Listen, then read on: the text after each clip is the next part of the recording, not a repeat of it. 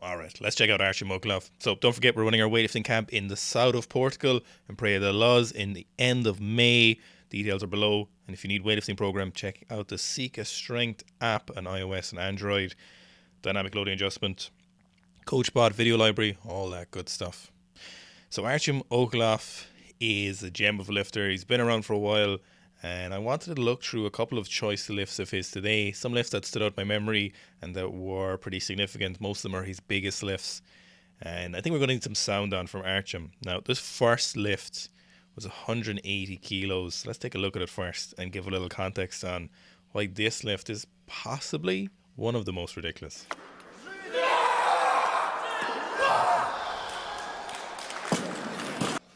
So at the time, Archim was 18 or just turned recently 18, and he snatched 180 kilos. He was an 85 kilo lifter here, and I remember thinking at the time, I'll never snatch 180, and 12 years later, here we are, still haven't snatched 180. I'm only joking. So 180 kilos, 85, obviously junior, just not even barely a youth athlete anymore, and this 185 kilo or this 180 kilo snatch came out, and it was mind-blowing to watch at the time. So some of you have been around for a while, a lot of you are newer to weightlifting, but some of you have been around for the last 12, 13 years or more of weightlifting, and you'll remember that we did not have the amazing choice of videos available to us of great lifters at the moment.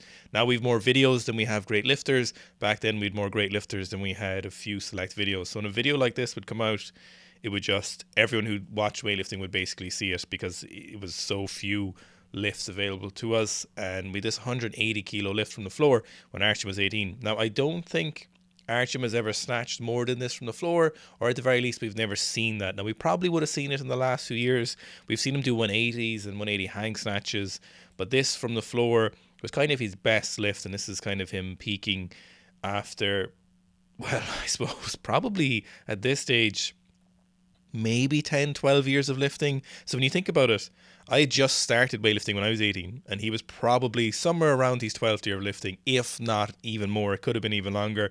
Not quite sure when he started lifting, but we know he was preteen, single digits, possibly age. So this was after well over a decade of lifting. So when you start in your 20s or 30s or even 40s, and you're like, man, lifting's so hard, just remember that these people have decades on you when it comes to that lifting. So this 180 was pretty mind-boggling at the time, and to be honest, still is. Now, let's look at this 180 kilos for a double above the knee hang snatch. We've been talking about above the knee hang snatches a lot lately. Let's have a look.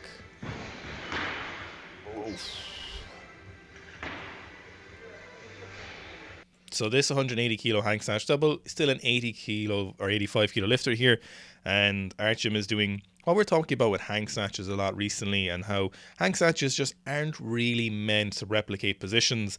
They are primarily for an attribute to increase for your lifting, and that attribute is speed, but speed at heavy weights. So for hang snatches, we're not going to be able to reproduce the same position that we would be able from the floor, or rather we don't need to. So we could hit that position, and that would have some benefit for sure, and that's usually what low hang snatches are better suited for, or pause snatches. But when we're doing above the knee hang snatches, usually we're better off, and I think there's more benefit for lifters to work on their speed, their positions, and their extension, of course.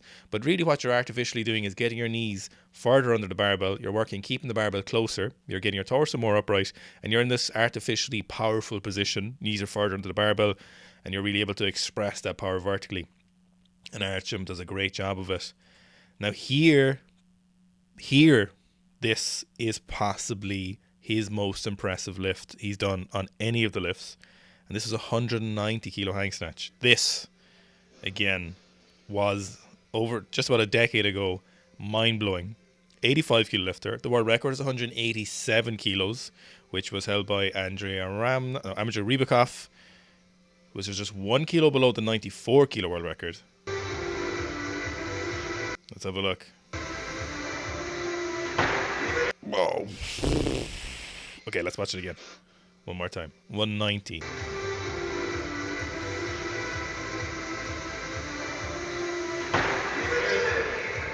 The speed of this at the time and right now, this is one of the most impressive lifts of all time. So I know it's in training, it's a hang snatch, but in terms of weightlifting, this 190 hang snatch is without a doubt the most impressive, or one of the most impressive lifts in the history of weightlifting. It is 2 kilos over the 94 kilo world record at the time. He probably weighed like 88 kilos. It was 3 kilos over his snatch world record in his class. But that 187 kilo snatch world record was a complete anomaly from Andrei from Belarus, which was a crazy world record. 1 kilo below the weight class above it. It was just mind-boggling. You know, we saw grade 85s. If you're snatching 175 as an 85 in competition, you were an unbelievable athlete. You were the elite of the elite. If you could get 180, holy moly. If you could get into the early 180s, you were top class. You couldn't even fathom Andre. You know, it was waste of time thinking about your snatch in relation to him. But this 190 came out above 2 weight classes, world records, and it was just so perfect that it was mind-boggling. Incredible lifting. Let's watch it once more just for some good graces. Oh man, it's so fast. He really pushes his knees out aggressively as well, so he's opening up his knees to get a lot of legs involved in that. So if you push your knees too far forward underneath the barbell, you'll actually drift forward a little bit in the hang snatch, because it's very hard for the barbell not to move forward if you push your knees exclusively forward. But in hang snatches, if you go all the way down to above the knee and you push your knees out, you stay really well balanced and you get a lot of glutes involved in that extension. So incredible stuff. Now here was another 180 we saw, and let's look at this, keeping sound on again, because this one is the Gabriel Sincrean gunshots. Once more. Jesus Christ. Okay, last time. One more time for good graces. Oh man, what the fuck? So this 180 kilos came out. He's a little bit older. Again, this is still the heaviest we've seen him snatch from the floor. And this 180 was just casual. There's no other way to describe this 180. It's casual. Now, his father, I think, used to be a weightlifter. That's not his father next to him. I know Abdi Alkadov's father was a coach on the team, and I'm wondering if that was him. So this was Archim's coach for a lot of it from what we saw videos, but this 180, let's just, come on.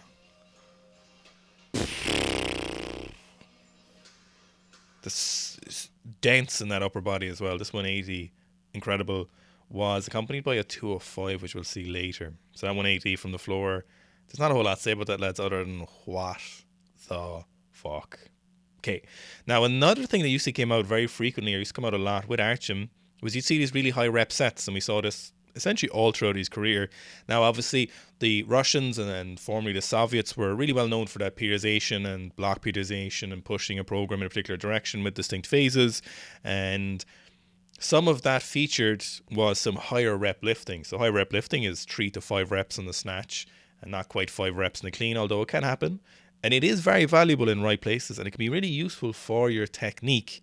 However, nobody was doing 140 for a set of 5 like this. So let's have a look.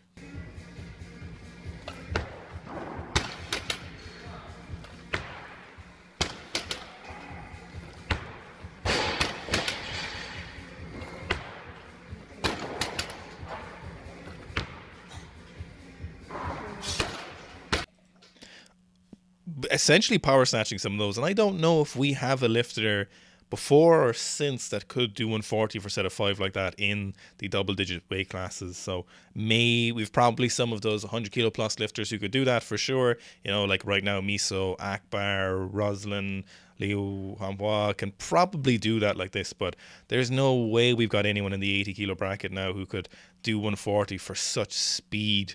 It's insane the speed he was putting into these snatches at 140. Okay, let's have a look at this 175. Yeah.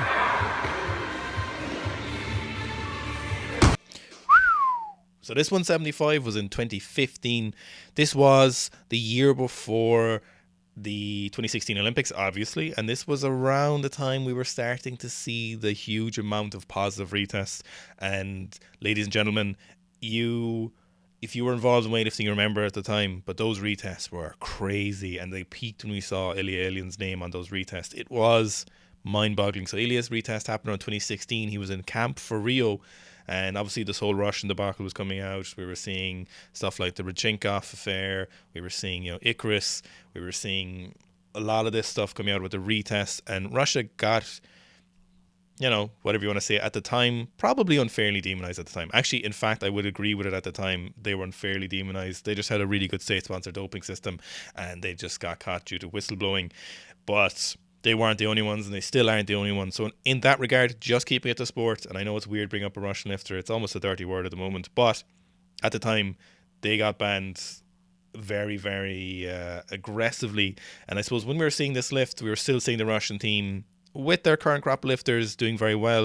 In 2015, we had Alexei Lovchev doing that 264, which was a world record at the time. Obviously, he got popped for Pramarilin, a growth hormone releasing secretagogue, tested positive for that. And while we weren't seeing Russia of the 90s or kind of early 2000s, we were still seeing a lot of great lifters. And I think everyone on the team was heading for that in that direction. So let's look at this 175 once more.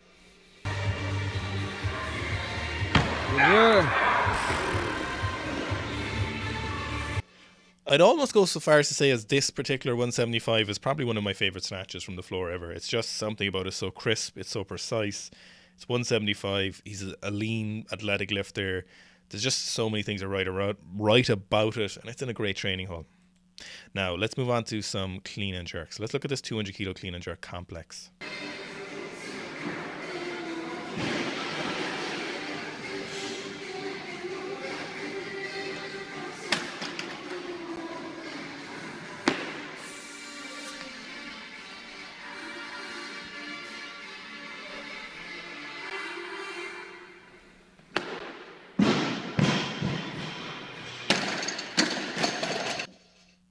So an absolute classic complex made of thing, clean pull, clean front squat jerk. It's a great way of getting a lot of volume in. It's novel. It's fun to do. You can get pretty good session in. You can put a lot of intensity into this without getting super heavy in the weights. So if you're starting off a training block, this is a great option for a complex. This is something I used a lot when I was competing leading up to Europeans 2015. 165 was a national record at the time in the 105s. I wanted to do 166 to beat the national record. Funnily enough, that lifter tested positive shortly after for that 165. So I was like, I'm going to beat a natty at the Europeans. And I did this complex leading up to it. I got up to like 140 or so.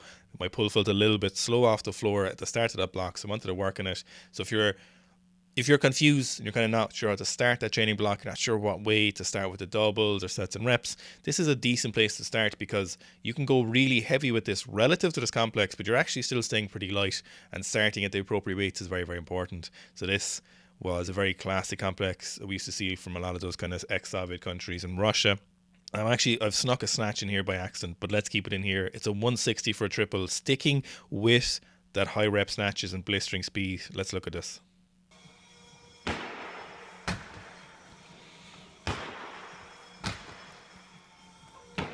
Incredible. 160 for 3, mind-blowing.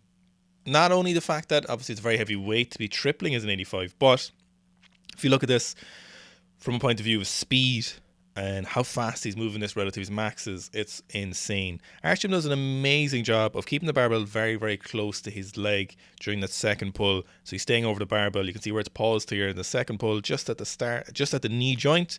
He's really far over the barbell, in a great position here. Shins are almost perpendicular, fantastic. And then let's slow this down a little bit. So as he goes through that second pull, look how close he's keeping the barbell, super close. It's not scraping per se, but it's massively close to the leg. And that is the most important thing. The further away from it gets you, the heavier the barbell feels, and the motion on you is much harder to counteract that. And super aggressive turnover. Exceptional lockout always as well from Archim. Now, in that same session as that 180 snatch on the floor, we also had this 205 clean and jerk.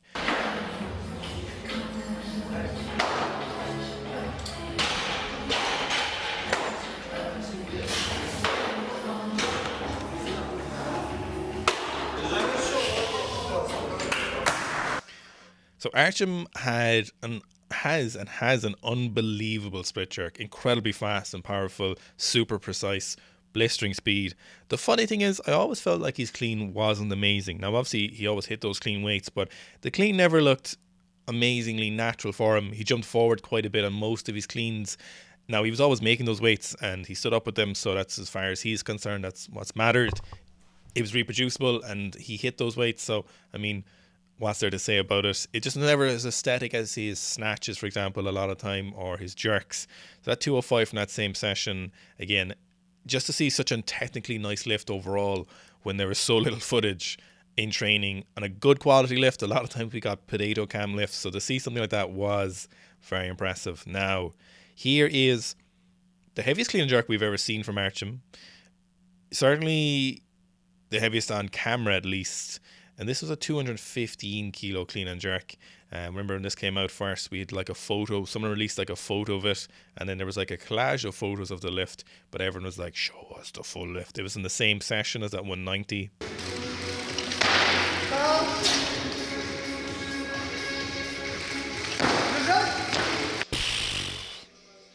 One more time.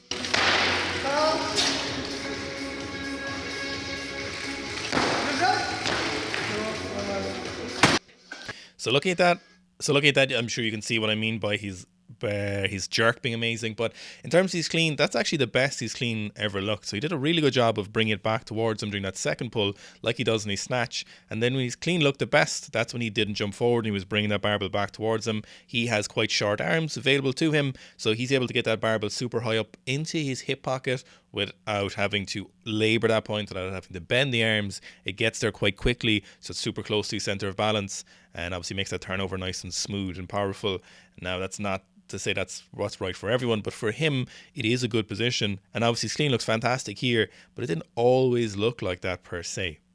Now, speaking of his jerk, this extra lift, no sound on this one, but you can imagine it in your head. Just imagine maybe a 556 NATO round or something like that. It was a 220 kilo rack jerk. This was years ago, and this was, again, flawless. Just, I'm going to say one of the best rack jerks on camera at a very meaningful weight. Boom. So at the time, that was 2 kilos over the world record. Kianush Rastami obviously came out and did that 220 in the Fajir Cup, the purpose-built world record comp for him. But this 220 was obnoxious. From racks as well, not from blocks. Walked it out. IPF style, walked it out. No spotters. 220 kilo rack jerk. Just absolutely blistered his way through this 220. An exceptional rack jerk. There was nothing you could pick apart about this. Only the fact that why didn't he go heavier? Now, lastly, we have his heaviest ever back squat.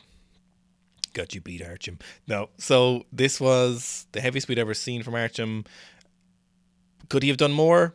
Yeah. Look how easy that 290 was. He could have done a set of 3 with that. The Russians were known in some regards in accordance to their literature, say for the Soviet, and certainly from what we've seen from the Russian system when they became obviously Russian, not the Soviet system, was that they didn't seem to push their squats super hard. I remember at the time seeing when this originally came out, Archim was saying something like his coach wouldn't let him go heavier than this 290. This was like super rare. The Russians had some interesting thoughts around heavy squats. Sometimes they used to work off their squats off their best clean and jerk, which I actually think in season is a pretty good idea. They were afraid of injury from heavy squats, which again is fair. And if you're squatting 290 and you're an 85, how much more do you need to be squatting? They obviously had, and despite what people say, the kind of anti-fragility crowd, I've hurt myself most on the heaviest lifts, and I've certainly hurt myself on heavy lifts, so why risk it as a weightlifter? There was this kind of cultural idea that you only had so many maxes in you. Now, this wasn't exclusive to the back squat. This was kind of something that used to hear from them in regards to the snatch and clean jerk. This was mostly from the Russian side of things after in the 2000s that you used to hear this from some coaches, but it wasn't something you used to see or hear from in regards to the Soviet literature. You didn't see anything saying that lifters only had so many maxes in them, but you'd hear some coaches, if you looked at some interviews, David Rigard is quoted as saying something like that, and he felt that Chigachev got slow in his old age from too much maxing, which I don't think, that's not how physiology works. There's obviously, it's like the idea that you've only so many heartbeats. Yeah, you've only so many heartbeats, but it's not dictated from your date of birth. So that one is a little bit off, I think. But then they also felt that It might have affected your speed, which I do agree with, that it's hard to be both strong at the same time and super fast in weightlifting. Now, there's such a lot of nuance to that. So obviously we're huge believers in strength being very, very important for speed and power developments. There's a no-brainer. We always talk about that obviously it doesn't need to be misconstrued. But there is maximal strength, your best all-time strength is very, very hard to do when you want to be at your fastest. And obviously weightlifting needs to be very, very fast. So you need just enough strength. You need to be in the right place for you as a lifter. And it's very rare we'll see lifters put up their best lifts when they're in season with their biggest squats. And it's hard, if you look at some of the research over a few years, and it's how periodization works essentially, is that you don't see maximal strength happening at the same time as maximal velocity. For so sprinters, we're not going to be peaking for a max squat. We're still going to want to be doing squatting. Obviously, strength training, high force lifting and heavy weights is very useful for growing fast twitch fibers. But there is a lot of nuance in that, and no one's going to call this 290 squat slow. So anyway, we're gone very off topic there. But I remember Archim saying from somewhere at the time that his coach wouldn't let him go heavier, and we never saw him squat that heavy again. And if we looked at any of the Russian lifters kind of in the last 15 or 20 years, only do we see Alexei Lovchev, who I think coaches himself, going super heavy on squats. We didn't see Klokov going heavy on squats. We didn't see David Benzanian. We didn't see Apti. Apti seemed quite poor at squats, to be honest. Timur Nanev, any number of lifters. We just saw them squatting casual weights, obviously very strong. You'd see them squatting stuff very, very reasonably well, most of them that were in line with what they wanted from their lifts. So an interesting thought process. And in regards to the average lifter watching, like you guys, that's not something that you need to be too concerned about, because you probably don't have that excess available to you. So hope you enjoyed today's video. I love talking about this stuff and going through it. So remember, check out the Sika Strength app for iOS and Android for your weightlifting program, and check out our weightlifting seminar in Praia de Luz, south of Portugal. We held it there last year. It was fantastic. It's a great time. I'd highly recommend it. I'd love to see you guys there, and check it out. Send us an email at sikastrength@gmail.com.